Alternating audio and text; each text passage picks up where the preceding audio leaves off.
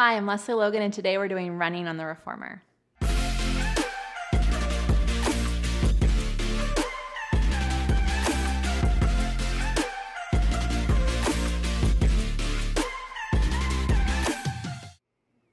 Running! I think that this is my favorite exercise when I first learned the reformer because knee stretches were so miserable, and every time my teacher said running, I was like, oh, that means we never have to do knee stretches again.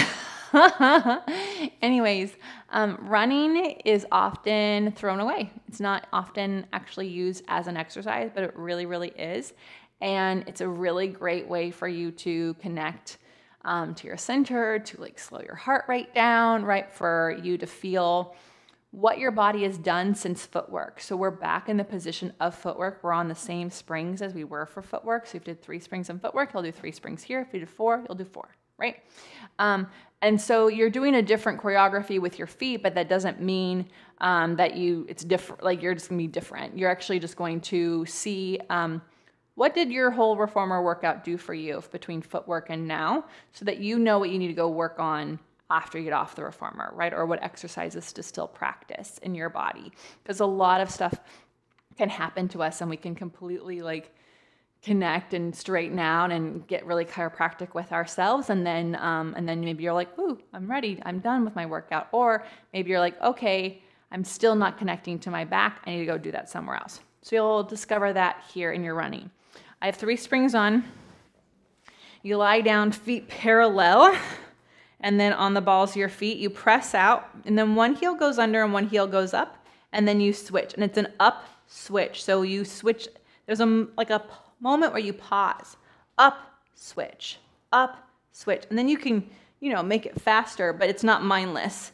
And then something to focus on is it's not about dropping this heel, right? Because now my hip just swung onto the side like I'm in a salsa.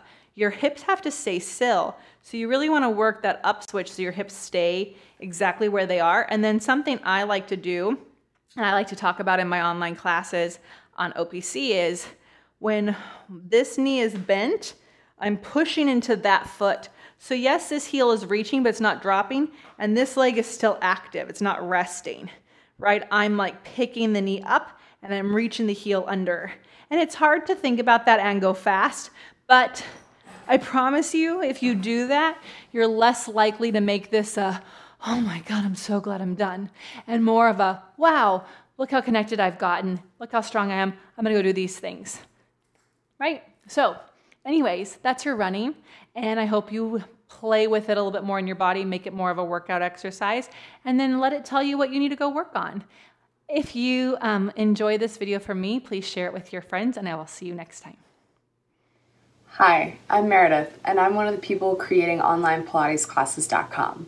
One of the things that I love most about this project is that we're building the very first free online catalog of Pilates exercise how-to videos. We release 3 new videos each week. People often leave comments asking Lesley to explain a specific exercise, and you can do that too.